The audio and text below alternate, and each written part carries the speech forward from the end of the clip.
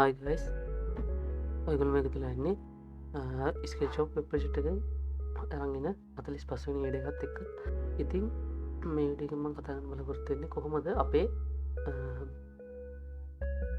product management page එකේ අපි හදාගෙන තියෙන single product view එකට අදාළ model එක create කරගන්න සහ ඊට අදාළ backend process එක අපි කොහොමද කරගෙන තියෙන්නේ කියන එක ගැන තමයි මම මේ වීඩියෝෙන් කතා කරන්න බලාපොරොත්තු වෙන්නේ. ඉතින් අපි ඉස්සරම આવත් අපි SketchUp වෙබ් ප්‍රොජෙක්ට් එකේ ඇඩ්මින් පැනල් එකට අපි මේ විදිහට ඇවිල්ලා තිනවා. ඉතින් අපි ඉස්සරම මේ විදිහට අපි අපේ product management page එකට આવත් එහෙම අපි මේ විදිහට අපි හදාගෙන තියෙනවා product management page එක. ඉතින් අපි මේ විදිහට අපි product එකකට ක්ලික් කරොත් මේ විදිහට අපේ product එකට අදාළව single product view එකක් අපි හදාගෙන තියෙනවා මේ විදිහට. ඉතින් අපි මේක විදිහට title එකට ක්ලික් කරත් display කරන විදිහට හදාගෙන තියෙනවා. ඒ වගේම product view product details button එකට ක්ලික් කරත් මේ විදිහට display වෙන විදිහට හදාගෙන තියෙන්නේ. ඉතින් අපි මෙතෙන්දී ඉස්සරම අපේ product image එක display කරන් තිනවා. ඒ product එකේ category එක මේ විදිහට display කරගෙන තිනවා. ඊට පස්සේ අපි product එකේ title එක මේ විදිහට design කරගෙන තිනවා. ඊට පස්සේ අපි product එකට අදාළ seller එකේ name එකේ first letter එක මේ විදිහට අරගෙන ඒක add කරගෙන තිනවා. ඊට පස්සේ අපි මේ විදිහට seller ගේ name එක මේ විදිහට add කරගෙන තිනවා by කියලා දාගෙන. ඊට පස්සේ අපි seller ගේ email එක මේ විදිහට display කරගෙන තිනවා. ඒ වගේම අපි description කියලා මේ විදිහට add කරගෙන description මේ විදිහට add කරගෙන තිනවා. landing to script කියලා මේ product එක දාලා description මේ විදිහට add කරගෙන තිනවා. ඊට පස්සේ price එක මේ විදිහට add කරගෙන තිනවා. ඊට අපි product එක දාලා level එක විදිහට design කරගෙන තිනවා. මොකද beginner ද intermediate ද advanced ද කියන එක. ඊට පස්සේ product එකට දාලා status එක අපි add කරගෙන තිනවා. active ද block ද කියන එක. ඉතින් මේ විදිහට අපි අපේ single product view එක හදාගෙන තිනවා. ඉතින් මේක අපි මේ විදිහට හදාගෙන තිනවා. ඉතින් හැම product එකකටම මේ විදිහට අපි ඒක හදාගෙන තියෙනවා. ඉතින් image එකටයි title එකට සහ product view product model එකට details button එකට අපි මේක link කරගෙන තියෙනවා. ඉතින් අපි බලමු මේකට අදාළ coding part එක කොහොමද කරගෙන තියෙන්නේ කියලා. ඉතින් අපි මේක හදාගන්නේ අපේ admin product.php එකේ තමයි අපි මේක හදාගෙන තියෙන්නේ. ඉතින් අපි මේ විදිහට admin product file එකේ product view model කියලා මේ විදිහට අපි model එක හදාගෙන තියෙනවා. ඉතින් අපි ඉස්සරම div එකක් දාගෙන මේ විදිහට හදාගෙන තියෙනවා product view එක. ඉතින් මෙතනදී අපි id එක add කරගෙන තියෙනවා මේ විදිහට product model කියලා. ඊට පස්සේ අපි මේ විදිහට class එක add කරගෙන තියෙනවා fixed insert 0 reset 50 overflow y auto hidden කියලා. එතන මෙතෙන්දී hidden කියලා දාලා තියෙන්නේ අපි මේක default hidden වෙලා තියෙන නිසා මේ model එක. ඊට පස්සේ අපි තව div එකක් දාගෙන තියෙනවා මේ විදිහට. ඊට පස්සේ අපි overlay එකක් දාගෙන තියෙනවා මේ විදිහට. ඒකට div එකක් දාගෙන දෙනවා මේ විදිහට. ඊට පස්සේ class එක මේ විදිහට දාගෙන තියෙනවා. ඊට අපි මේ විදිහට on click එකකින් අපි close product model function එක call කරගෙන තියෙනවා. ඊට පස්සේ අපි මේ විදිහට තව div එකක් දාගෙන model එකට අදාළ මේ අපේ designing part එක කරගෙන දෙනවා මේ විදිහට. ඊට අපි close button එක මේ විදිහට හදාගෙන තියෙනවා. එතකොට මෙතෙන්දී button එක හදාගෙන තියෙනවා. on click එකකින් මෙතෙන්දී අපි close model function එක මේ විදිහට call කරගෙන තියෙනවා. කලින් වගේම තමයි. ඒකට class එක මේ විදිහට අපි දීලා තියෙනවා. ඊට පස්සේ අපි product එකේ මේ විදිහට අපි svg එකක් add කරගෙන දෙනවා.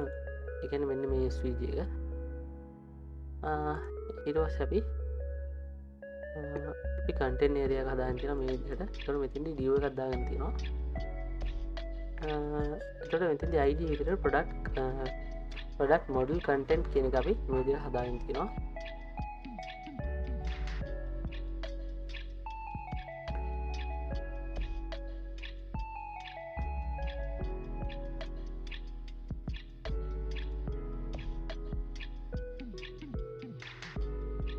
ක්ලාස් විදින් මේ විදිහට තියෙනවා. ඊට පස්සේ අපි ලෝඩින් ස්ටේටස් එක විදිහට මේ විදිහට හදාගෙන තියෙනවා. අපේ ලෝඩින් ස්ටේටස් එක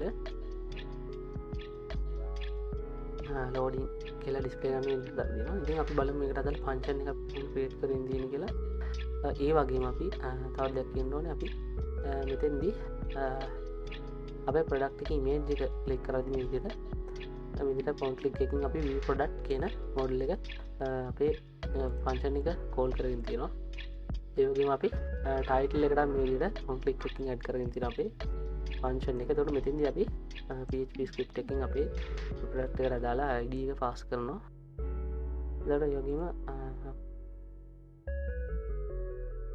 view details කියන බටන් එකට අපි මේ ෆන්ක්ෂන් එක කෝල් කරගෙන තියෙනවා මේ විදිහට.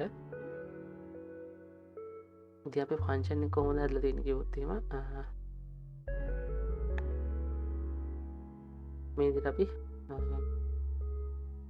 හදාගෙන තියෙනවා close product model ෆන්ක්ෂන් එක මේ විදිහට අපි හදාගෙන තියෙනවා. ඊළඟ මෙතෙන්දී document.getElement by id හරහා අපි අපේ id එක කරගෙන තියෙනවා product model id එක.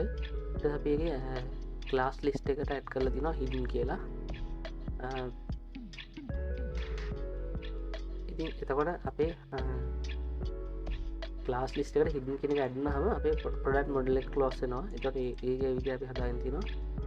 ඊට පස්සේ අපි async function එකක් හදාගෙන තියෙනවා product එක model එක open කරගන්න. ඉතින් මෙතෙන්දී අපි id එක පාස් කරලා දෙනවා. ඉතින් ඉස්සරහම අපි document.getElement by id කරා අපේ product model එකට අදාළ id එක මේ විදිහට අරගෙන තියෙනවා. ඒ වගේම අපි product model content එකට අදාළ id එක මේ විදිහට අරගෙන තියෙනවා. ඉතින් ඊට පස්සේ අපි constant model constant content කියලා variable දෙයක් create කරගෙන තියෙනවා. ඊට පස්සේ මෙතෙන්දී අපි model class list එකේ hidden කියන class list එක remove කරගන්න මේ විදිහට. එතකොට අපි class list එක පෙන්වන විදිහට තමයි හදාගෙන තින්නේ. ඊට අපි content.innerhtml හරහා අපේ class list එකට මේ විදිහට add කරලා තියෙනවා. අපේ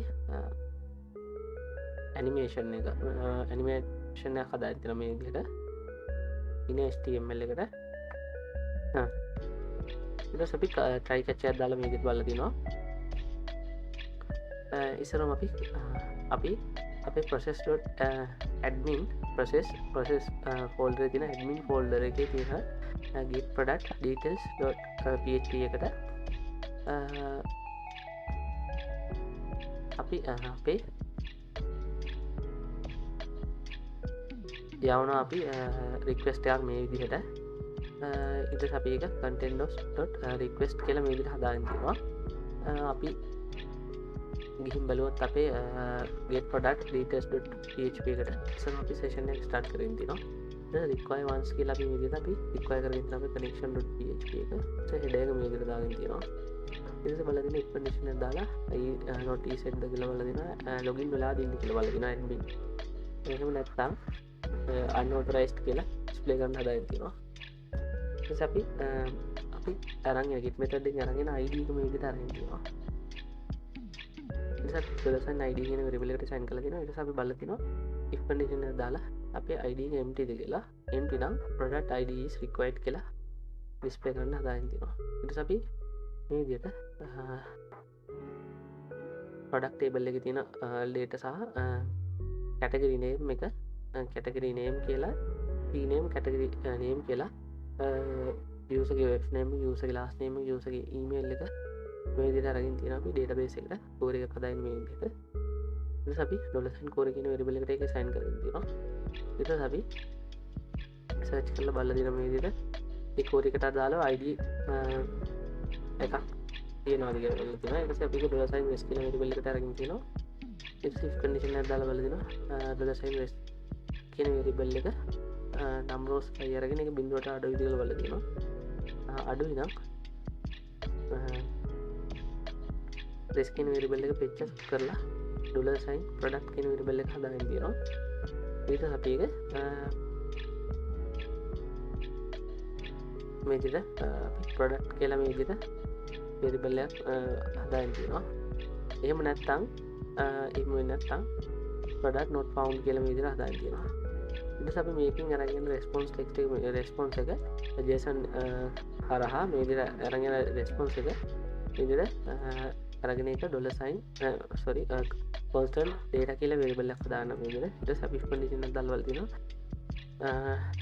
data.success ද කියලා. ඊට පස්සේ අපි මේ විදිහට අපේ data.product වල තියෙන data ටික අරගෙන මේ විදිහට constant p කියන variable එකක් හදාගෙන දෙනවා. ඊට පස්සේ අපි බලලා දිනවා constant status එක මොකක්ද කියලා low case කරලා අරගෙන ඊට පස්සේ අපි එක constant status කියලා variable එකක් හදාගෙන තිනවා. ඊට පස්සේ අපි content.inner.html එක මේ විදිහට add කරගෙන තිනවා මේ විදිහට. ඊට පස්සේ අපි ඊට පස්සේ product එකේ image එක මේ විදිහට අරගෙන තිනවා. ඊට පස්සේ අපි upper case කරලා status එක මේ විදිහට add කරගෙන තිනවා. ස්ටේටස් කියලා දාගෙන ටයිටල් එක දාගෙන පැරග්‍රාෆ් ටැග් එක ඊට පස්සේ මේ විදිහට $sign ස්ටේටස් එක ඇක්ටිව් නම් bg green කරලා ටෙක්ස්ට් එක green කරලා පෙන්නන්න නැත්නම් red කරලා පෙන්නන්න කියලා ස්ටේටස් ස්ටේටස් එක ඇක්ටිව් නැත්නම් මේ විදිහට red කරලා ඩිස්ප්ලේ කරන්න කියලා හදාගෙන තියෙනවා. ඊට පස්සේ අපි මේ විදිහට අපි ස්ටේටස් එක කෝ කරගෙන තියෙනවා. ඊට පස්සේ අපි right සයිඩ් එක හදාගෙන තියෙනවා. එතකොට මෙතෙන්දි කැටගරි නේම් එක අපි අරගෙන තියෙනවා span class එකකින්. මොකක්ද කියන එක. එතකොට ඒ class එක මේ විදිහටම අපි දාගෙන තියන්නේ. ඊට පස්සේ අපි product එකේ title එක history class එකකින් දාගෙන තියෙනවා. එතකොට මෙතෙන්දි $sign p.title කියලා මේ විදිහට title එක add කරගෙන තියෙනවා. ඊට seller එකට අදාළ data ටික මේ විදිහට අරගෙන තියෙනවා. ඊට පස්සේ අපි div එකක් දාගෙන තියෙනවා. ඊට පස්සේ div class එකක් දාගෙන මේ විදිහට එතකොට මෙතෙන්දි classes ටික මේ විදිහටම දාගෙන තියෙන්නේ. ඊට $sign p if name එක මේ විදිහට add කරගෙන තියෙනවා. ඊට if name එක නැත්තම් empty කියලා මේ විදිහට දාන්න කියලා හදාගෙන තියෙනවා. ඊට පස්සේ අපි ඒ ගත්ත names ටික මේ විදිහට add කරගෙන තියෙනවා. f name එක l name එක සහ ඊට පස්සේ paragraph tag එකකින් සෙල්ලගේ email එක මේ විදිහට echo කරගෙන තියෙනවා. ඊට පස්සේ product එක දාලා description එක මේ විදිහට add කරගෙන තියෙනවා. ඊට paragraph tag එකකින් ඊට පස්සේ price එක මේ විදිහට අරගෙන තියෙනවා. ඊට price එකත් මේ විදිහට price කියන title එක මේ විදිහට paragraph tag එකකින් add කරගෙන තියෙනවා. ඊට පස්සේ paragraph tag එක දාගෙන ආයෙත් අපි මේ විදිහට rs කියලා දාලා $sign number කියලා දාගෙන අපේ product එකේ price එක මේ විදිහට add කරගෙන තියෙනවා. to local string හරහා ඊට පස්සේ level එක මේ විදිහට add කරගෙන තියෙනවා. එතකොට level එකේ title එක level කියන title එක මේ විදිහට paragraph එකකින් add කරගෙන ඊට පස්සේ තවත් paragraph tag එකක් add කරගෙන මේ විදිහට product එකේ level එක මේ විදිහට කෝ කරගෙන තියෙනවා. එතකොට මේ if එක හරිය වැඩ කරන්නේ නැත්නම් මේ විදිහට else එකක් දාගෙන අපි මේ විදිහට add කරගෙන තියෙනවා inner html එක fail to load product details කියන මේ විදිහට add කරගෙන තියෙනවා. ඉතින් try catch එකක් දාගෙන අපි මේ අපේ try එක fail වෙනවා නම් මේ විදිහට fail to fetch product details කියලා display කරන්න හදාගෙන තියෙනවා. ඉතින් මේ විදිහට තමයි අපේ admin product management page එකේ single product view එකක් design කරගෙන තියෙන්නේ. Thank you.